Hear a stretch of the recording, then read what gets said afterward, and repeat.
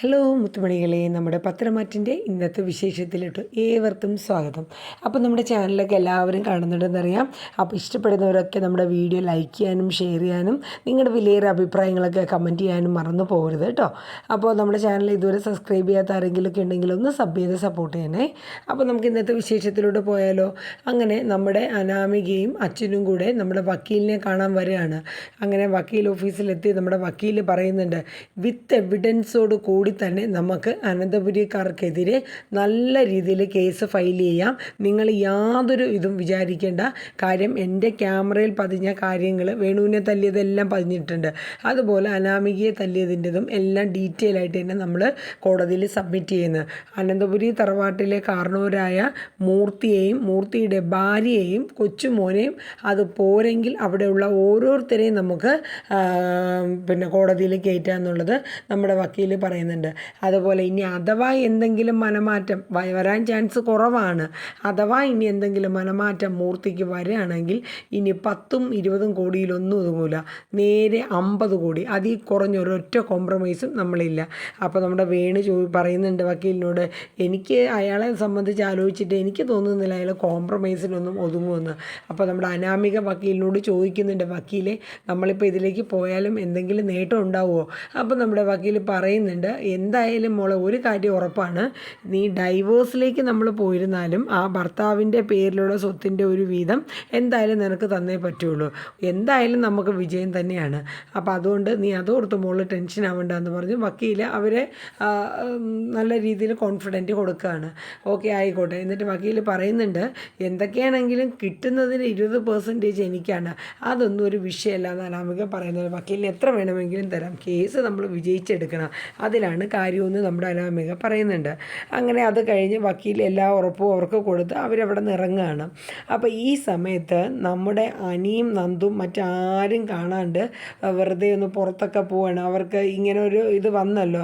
അപ്പോൾ മാനസികമായിട്ട് രണ്ടുപേരും ഒരുപാട് ഡെസ്പായിട്ട് നിൽക്കുകയാണ്. അങ്ങനെ അവരൊരു ആളൊഴിഞ്ഞൊരു സ്ഥലത്ത് പോയിരുന്ന് കുറേ കാര്യങ്ങളൊക്കെ ഇങ്ങനെ സംസാരിക്കുകയാണ്. അപ്പോൾ നമ്മുടെ നന്ദു അനിക്ക് ഉറപ്പ് കൊടുക്കുകയാണ്, എന്തൊക്കെ വന്നാലും അനി, ആ സച്ചിദാനന്ദൻ എന്ന് പറയുന്ന ആൾ എൻ്റെ കഴുത്തിൽ താലി കിട്ടില്ല, ആ ഉറപ്പ് എനിക്കുണ്ട്. അപ്പോൾ അനി പറയുന്നുണ്ട്, എന്തൊക്കെയാണെങ്കിലും നമ്മുടെ ജീവിതത്തിനിടയിൽ വന്ന ഒരു ഇത്തിക്കള്ളി പോലെയാണ് ഇപ്പോൾ സച്ചിദാനന്ദൻ, എന്തായാലും പോണവരെ പോട്ടെ. അപ്പോൾ നമ്മുടെ നന്ദു പറയുന്നുണ്ട്, ഇനി ജീവിതകാലം മുഴുവനും ഇനി ഇങ്ങനെ തന്നെ ഇരിക്കേണ്ടി വന്നാലും ഞാൻ എൻ്റെ ഈ ഒരു ജോലിയായിട്ട് മുന്നോട്ട് നിന്നെ കെട്ടാൻ പറ്റിയില്ലെങ്കിൽ അങ്ങനെയെങ്കിലും ചെയ്യും, പക്ഷേ എങ്കിലും മറ്റൊരു വ്യക്തിയെ ഞാൻ വിവാഹം കഴിക്കുന്നില്ല എന്നുള്ള കാര്യം തീരുമാനിച്ചത് തന്നെയാണെന്ന് നന്ദു പറയുന്നുണ്ട്. അങ്ങനെ അവരവരുടേതായിട്ടുള്ള കുറേ കാര്യങ്ങളൊക്കെ പറയുന്നുണ്ട്. എൻ്റെ നന്ദു അനീനെ ഉപദേശിക്കുകയാണ്, അനി നീ ഇങ്ങനെ നടന്നാലൊന്നും പറ്റില്ല, കാര്യം നിനക്ക് 3 ബ്രാഞ്ചാണ് നമ്മുടെ മുത്തശ്ശൻ നിന്നെ ഏൽപ്പിച്ചിരിക്കുന്നത്. അപ്പോൾ അത് നല്ല രീതിയിൽ നീ നടത്തിയൊക്കെ കൊണ്ടുപോകാം. പക്ഷേ ഇനി ഞാൻ ബിസിനസ്സുമായിട്ടൊക്കെ കൂടുതൽ പോകുമ്പോൾ എൻഗേജ്ഡ് ആവും. പക്ഷേ ആ സമയത്ത് എനിക്ക് നിന്നെ കാണണമെന്ന് തോന്നുമ്പോൾ അതിനുള്ള അവസരം നീ തന്നെ ഒപ്പിച്ച് തരണമെന്നൊക്കെ നമ്മുടെ നന്ദുവിനോട് അനി പറയുന്നുണ്ട്. അത് കൊള്ളാം, പിന്നെ എനിക്ക് കണ്ടേ, അപ്പോൾ ഫുൾ ടൈം കണ്ടുകൊണ്ടിരിക്കണമെന്നാണ് എൻ്റെ ആഗ്രഹമെന്ന് നന്ദുവും പറയുന്നുണ്ട്. അങ്ങനെ കുറേ നേരം അവർ സംസാരിച്ചൊക്കെ ഇരുന്നിട്ട് നന്ദു പറയുന്നതനുസരിച്ച് ഇനി മുതൽ ഞാൻ 3 ബ്രാഞ്ചിലും പോവും. അതോടൊപ്പം തന്നെ ആദർശേട്ടന് നയനേച്ചിക്കൊക്കെ അത് ഒരുപാട് സന്തോഷവും മുത്തശ്ശനും ഒക്കെ സന്തോഷവും. അപ്പോൾ ഞാൻ എന്തായാലും ഇന്ന് മുതൽക്ക് എന്നെ പോവാൻ നന്ദുന്ന് അനി വാക്ക് കൊടുക്കുകയാണ്. അങ്ങനെ അവർ രണ്ടുപേരും കൂടെ ആ ബൈക്കിൽ കയറിയിട്ട് അവിടെ നിന്ന് ഹെൽമെറ്റൊക്കെ വെച്ച് പോവാണ്. അപ്പോൾ ഇവർ റോഡിലൂടെ ഇങ്ങനെ പൊക്കോണ്ടിരിക്കുന്ന സമയത്ത് കറക്റ്റ് ടൈമിൽ നമ്മുടെ വേണുവും അനാമികയും കാറിൽ വരികയാണ്. അപ്പോൾ ഇവരെ കാറിൻ്റെ ഫ്രണ്ടിൽ അനിയുടെ ബൈക്ക്. അപ്പോൾ അനാമിക പറയുന്നുണ്ട്, അച്ഛാ ഇത് അനിയുടെ ബൈക്കാണല്ലോ, ഇനി ഇവൻ്റെ കൂടെ ആരാ ഈ പുറകെ ഇരിക്കുന്നത്? ആരെങ്കിലും ആവട്ടെ മോളെ, നിനക്കെന്നാ? അല്ല, കണ്ടിട്ട് എനിക്ക് അത്ര പന്തി തോന്നില്ല, അച്ഛൻ ഒന്ന് ഫോളോ ചെയ്യുമെന്നും പറഞ്ഞ് അവർ ആ വണ്ടിയുടെ പുറകെ അങ്ങ് പോവാണ്. അനീനെയും നന്ദുവിനെയും ഫോളോ ചെയ്തു. പക്ഷേ പുറകെ ഇരിക്കുന്ന ആൾ ആരാണ് എന്നുള്ളത് പിടുത്തം കിട്ടിയിട്ടില്ല. അപ്പോൾ ഈ സമയത്ത് നമ്മുടെ നന്ദുവിൻ്റെ വീട്ടിൽ നമ്മുടെ സച്ചിദാനന്ദൻ CI അച്ഛനെയും അമ്മേനെയൊക്കെ കാണാൻ ചെല്ലുകയാണ്. എന്നിട്ട് ചെന്നിട്ട് കാര്യം അഭി പറഞ്ഞല്ലോ ഇങ്ങനെ അവർ കല്യാണ ആലോചനയായിട്ട് വന്നു. അപ്പോൾ എന്തായാലും നമ്മുടെ സച്ചിക്ക് ഇരിക്കെ പൊറുതിയില്ല. സച്ചി നേരെ അച്ഛനും അമ്മയും കാണാൻ വരികയാണ് നന്ദുവിൻ്റെ. എന്നിട്ട് പറയുന്നുണ്ട്, എങ്ങനെ എന്തായി അമ്മേ കാര്യങ്ങളൊക്കെ? മോനെ ഇനി എന്താണെന്ന് വെച്ചാൽ വേഗം നമുക്ക് ചെയ്യാം, നമുക്കിനി തടസ്സങ്ങളൊന്നും ഇല്ലല്ലോ. അപ്പോൾ ആ പയ്യൻ പിന്നെ ഇങ്ങോട്ടൊന്നും വന്നില്ലല്ലോ? ഇല്ല മോനെ, വന്നതൊന്നുമില്ല. അവൻ പാവമാണ്, പക്ഷേ എനിക്ക് ആ തല്ലിയതിൻ്റെ കുറ്റബോധം ഇതുവരെ മാറിയില്ല അച്ഛന്ന് നമ്മുടെ സച്ചി പറയുന്നുണ്ട്. മാക്സിമം എത്രത്തോളം അങ്ങ് പൊക്കി തള്ളാൻ പറ്റും അത്രയും തള്ളിക്കൊണ്ടിരിക്കുകയാണ് നമ്മുടെ സച്ചിദാനന്ദൻ. അങ്ങനെ ഇരിക്കുന്ന സമയത്ത് സച്ചിക്ക് കുടിക്കാൻ വെള്ളമൊക്കെ കൊടുക്കുകയാണ്. എൻ്റെ സച്ചിദാനന്ദൻ പറയുന്നുണ്ട്, ഇനിയിപ്പോൾ എന്നെ സംബന്ധിച്ച് ഞാൻ നന്ദുവിനെ ഒരുപാട് മനസ്സിൽ ഇതായിപ്പോയി.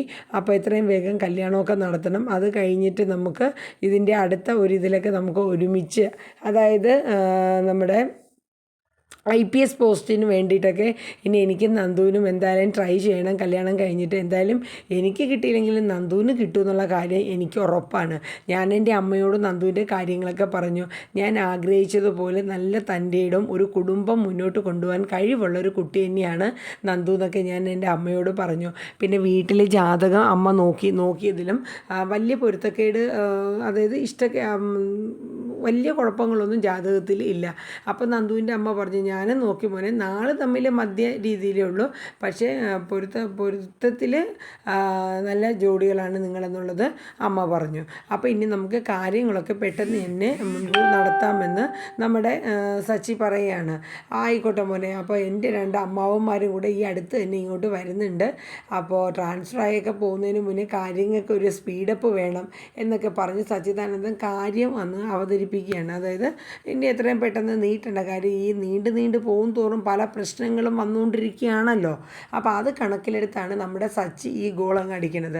ആയിക്കോട്ടെ മോനെ, എന്തായാലും അമ്മാവനൊക്കെ വരട്ടെ, വന്നു കഴിഞ്ഞിട്ട് നമുക്കെല്ലാം എന്തായാലും സ്പീഡപ്പായിട്ട് ചെയ്യാമെന്ന് പറയുന്നുണ്ട്. അപ്പോൾ ഈ സമയത്ത് നമ്മുടെ നന്ദുവിനെയും അനീനെയും ഫോളോ ചെയ്ത് നമ്മുടെ അനാമിക അച്ഛനും കൂടെ പാഞ്ഞ് പൊയ്ക്കൊണ്ടിരിക്കുകയാണ്. അങ്ങനെ അവർ ചെന്നപ്പോൾ ഒരു റെസ്റ്റോറൻറ്റ് ഫ്രണ്ടിൽ ഒരു ജ്യൂസ് കുടിക്കാനായിട്ട് എന്തോ ആയിട്ട് അനിയും നന്ദു ഇറങ്ങിയാണ്. അപ്പോൾ ഹെൽമെറ്റൊക്കെ മാറ്റിയിട്ട് രണ്ടുപേരും വെളിയിൽ തന്നെയാണ്. അങ്ങനെ ഒരു ഓറഞ്ച് ജ്യൂസ് കുടിക്കാൻ വേണ്ടി രണ്ടുപേരും ഇറങ്ങി നിൽക്കുന്ന സമയം അവർ കാറ് കുറച്ച് മാറിയിട്ട് നോക്കുമ്പോൾ ഇത് നന്ദു തന്നെയാണ്.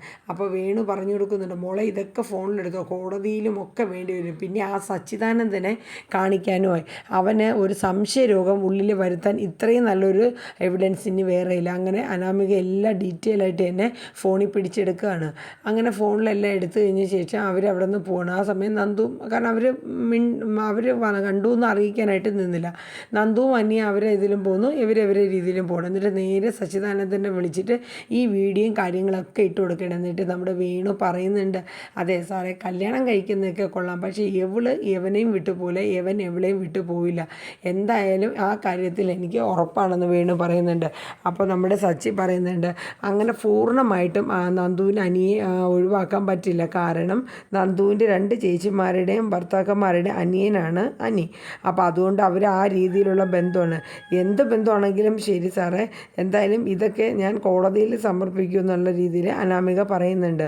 എന്നിട്ട് വേണു പറയുന്നുണ്ട്, എവളെ എന്തായാലും സാറ് അഥവാ കെട്ടുകയാണെങ്കിൽ തന്നെ എവളെ സൂക്ഷിച്ചോണം. കാരണം എന്ന് വെച്ചാൽ സച്ചിയുടെ ഉള്ളിൽ ഒരു സംശയരോഗത്തിൻ്റെ ഒരു വിളവ് ഇട്ട് കൊടുക്കുകയാണ്. അപ്പോൾ സച്ചി പറഞ്ഞു, കെട്ടുന്നത് വരെയുള്ള ഒരു പേടിയും ടെൻഷനും എനിക്കുള്ളൂ, കെട്ടിക്കഴിഞ്ഞാൽ എൻ്റെ ഭാര്യ ഏത് രീതിയിൽ ജീവിക്കണം എങ്ങനെയൊക്കെയാണെന്നുള്ളത് ഞാൻ അന്നേരം തീരുമാനിക്കുമെന്ന് സച്ചി പറയുന്നുണ്ട്. അതായത് കെട്ടുന്ന വരെയുള്ള ഇപ്പോഴത്തെ ഒരു തടസ്സങ്ങളാണ് സച്ചിദാനന്ദൻ്റെ മുന്നിലുള്ള ഏക ഒരു തടസ്സമെന്ന് പറയുന്നത്. വേറെ അത് കഴിഞ്ഞിട്ടുള്ള കാര്യങ്ങളൊന്നും പുള്ളി എല്ലാം പ്ലാൻഡാണ്, പ്ലാൻഡ് ആയിട്ടാണ് സച്ചി മുന്നോട്ട് പോയിക്കൊണ്ടിരിക്കുന്നത്. ഓക്കെ, എന്തായാലും സാറിനെ കാണിക്കണമെന്ന് തോന്നി, ഞങ്ങളുടെ കണ്ണിൽ പെട്ടു, അത് സാറിനെ കാണിച്ചു എന്ന് പറഞ്ഞിട്ട് അനാമിക പറഞ്ഞു ശരി പോവാമെന്ന് പറഞ്ഞ് അവരും പോവാണ്. അതോടൊപ്പം സച്ചിയുടെ വണ്ടി എടുത്തുകൊണ്ട് പോവാണ്. അപ്പോൾ വേണു പറയുന്നുണ്ട്, എന്തായാലും നമ്മൾ ആ ഉദ്ദേശിച്ച കാര്യം നടന്നു. ആ സച്ചിദാനന്ദൻ്റെ ഉള്ളിൽ ഒരു സംശയരോഗം ഇട്ട് കൊടുത്തു. അങ്ങനെ ഇട്ട് കൊടുക്കുമ്പോൾ അവരുടെ കുടുംബജീവിതത്തിന് അതെന്തുകൊണ്ട് നല്ല പൊരുത്തമൊരുക്കും എന്നിങ്ങനെ പറഞ്ഞു കൊടുക്കുന്നുണ്ട്. അത് കഴിഞ്ഞ് അവരങ്ങ് പോവാണ്. അത് കഴിഞ്ഞിട്ട് പിന്നെ കാണിക്കുന്നത് നമ്മുടെ അനിക്ക് കൊടുത്ത, നമ്മുടെ ആദർശ് കൊടുത്ത 3 ബ്രാഞ്ചുകളിലും ചെന്നിട്ട് പറയുന്നുണ്ട്, കഴിഞ്ഞ ഓണത്തിന് നമുക്ക് നല്ല രീതിയിലുള്ള സെയിൽ കിട്ടി, പക്ഷേ എൻ്റെ പ്രസൻസ് ഇല്ലെങ്കിലും ആദർശേട്ടൻ്റെയും നിങ്ങളുടെ എല്ലാവരുടെയും പെർഫോമൻസും നിങ്ങളുടെ ആ ഒരു ആത്മാർത്ഥതയും കൊണ്ട് മാത്രമാണ് നമുക്ക് ഇത്രയും നല്ല സെയിൽ എത്താൻ പറ്റിയത്. അപ്പോൾ അപ്പോൾ ഇനി മുതൽ എല്ലാ ദിവസങ്ങളിലും എൻ്റെ 3 ബ്രാഞ്ചുകളിലും എൻ്റെ സേവനം ഉണ്ടാകുമെന്നും അപ്പോൾ നിങ്ങളെല്ലാവരും അതനുസരിച്ച് സപ്പോർട്ട് ചെയ്ത് കഴിഞ്ഞാൽ നമുക്ക് അതിൽ നിന്നും നല്ലൊരു സ്കോറ് നേടിയെടുക്കാൻ പറ്റുമെന്നൊക്കെ നമ്മുടെ അനി പറയുകയാണ്. അപ്പോൾ ഇത് കണ്ടപ്പോൾ അവിടുത്തെ സൂപ്പർവൈസേഴ്സിനൊക്കെ ഭയങ്കര സന്തോഷമായി. അപ്പോൾ എല്ലാവരും ഗുഡ് മോർണിംഗ് ഒക്കെ പറഞ്ഞ് വലിയ സന്തോഷമായി. കാരണം എന്ന് വെച്ചാൽ ഇതുവരെ നമ്മുടെ അനി അങ്ങനെ ബ്രാഞ്ചുകളിലൊന്നും അത്രയും ഒരു ഇമ്പോർട്ടൻസ് കൊടുക്കാണ്ട് ഇങ്ങനെ പുറമേയൊക്കെ ചുറ്റി നടക്കുകയല്ലായിരുന്നോ. അപ്പോൾ ഇത് കണ്ടപ്പോൾ സ്റ്റാഫൊക്കെ ഉൾപ്പെടെ ഒരു കോൺഫിഡൻറ്റ് കിട്ടി. അങ്ങനെ നമ്മുടെ സൂപ്പർവൈസേഴ്സ് ചെന്നിട്ട് സാറിനോട് പറയുന്നുണ്ട്, സാറേ എന്തായാലും സാറ് വന്നത് എന്തുകൊണ്ട് നന്നായി, ഇനി മുതൽ എന്നും എൻ്റെ പ്രസൻസ് ഉള്ള അതേ സാറ് ഇന്ന് ഒരു ദിവസം മാത്രമല്ല ഈ ഒരു ആറ്റിറ്റ്യൂഡ് ഇനി എന്നും ഉണ്ടാകണം. അപ്പോൾ നമ്മുടെ ബ്രാഞ്ച് നല്ല രീതിയിൽ പോകും. അതെ, തീർച്ചയായിട്ടും ഉണ്ടാകുമെന്ന് അനി പറയുന്നുണ്ട്. എന്തായാലും നിങ്ങളുടെ GM വിളിക്കുമ്പം പറഞ്ഞോളൂ ഞാനിവിടെ ഉണ്ടെന്ന്. തീർച്ചയായിട്ടും ആദർശ സാറിന് ഏറ്റവും കൂടുതൽ സങ്കടമായിരുന്നു, സാറ് ബ്രാഞ്ചുകളിൽ വരുന്നില്ല, ശ്രദ്ധിക്കുന്നില്ല. ഇതറിയുമ്പോൾ സാറിന് വലിയ സന്തോഷം. ഇപ്പോൾ തന്നെ ഞാൻ അറിയിക്കുന്നുണ്ടെന്ന് പറഞ്ഞ് ആ മാനേജർ പോവാണ്. അപ്പോൾ എനിക്കും വലിയ സന്തോഷമാണ്. അങ്ങനെ ആ മാനേജർ വിളിച്ച് ആദർശനെ പറയുന്നു. അപ്പം ആദർശ ഓഫീസിൽ നിന്ന് എണീറ്റ് നേരെ നൈനയുടെ അടുത്ത് ചെന്നിട്ട് പറയുന്നുണ്ട്, തനിക്ക് സന്തോഷമുള്ള ഒരു കാര്യം പറയട്ടെ. ഭയങ്കര സന്തോഷമായിട്ട് ആദർശം അത് പറയുന്നത്. എന്താ ആദർശമായിട്ടെന്ന് നൈനെ ചോദിക്കുമ്പോൾ, നമ്മുടെ അനി ഇന്ന് 3 ബ്രാഞ്ചുകളിലും ചെന്ന് എല്ലാവരുമായിട്ട് സംസാരിച്ച് ഇനി എല്ലാ ദിവസവും അവൻ്റെ പ്രസൻസ് ഉണ്ടാവുമെന്ന്, നമുക്ക് നല്ല രീതിയിൽ നമ്മുടെ ഷോപ്പ് മുന്നോട്ട് കൊണ്ടുപോകണമെന്നൊക്കെ പറഞ്ഞു. ഇത് കേട്ടപ്പോൾ നൈനയ്ക്ക് അതിലേറെ സന്തോഷമാവുകയാണ്. അങ്ങനെ ഏകദേശം ഒരു പ്രൊമോ ഇന്നത്തെ പത്രമാറ്റിൽ ഇത്ര മാത്രമാണ്. അപ്പോൾ എല്ലാവരും നമ്മുടെ വീഡിയോസൊക്കെ ഒന്ന് സപ്പോർട്ട് ചെയ്യുക. ഇതുവരെ കാണാൻ നമ്മുടെ ചാനൽ സബ് ചെയ്യാത്തവരൊക്കെ ഉണ്ടെങ്കിൽ ഒന്ന് സബ്സ്ക്രൈബ് ചെയ്ത് ആ ബെൽ ബട്ടൺ ഓളും കൂടെ ഇനേബിൾ ചെയ്യുക. അപ്പോൾ നാളെ ഇതേ സമയം കറക്റ്റ് 10 മണിക്ക് നമ്മുടെ സുമി മുഫാസ് ടേസ്റ്റി കിച്ചണിൽ നമ്മുടെ പത്രമാറ്റിൻ്റെ റിവ്യൂ വീഡിയോ ആയിട്ട് ഞാൻ ഉണ്ടാകും. അതുവരയ്ക്കും എല്ലാവർക്കും നല്ലൊരു ഡേ ഞാൻ വിഷ് ചെയ്യുന്നുള്ളൂ. എല്ലാവരും നന്നായിരിക്കുക, സന്തോഷമായിട്ടിരിക്കുക. അടുത്ത വീഡിയോയുമായി കാണുന്നവരേക്കും tata, bye bye, take care, thank U.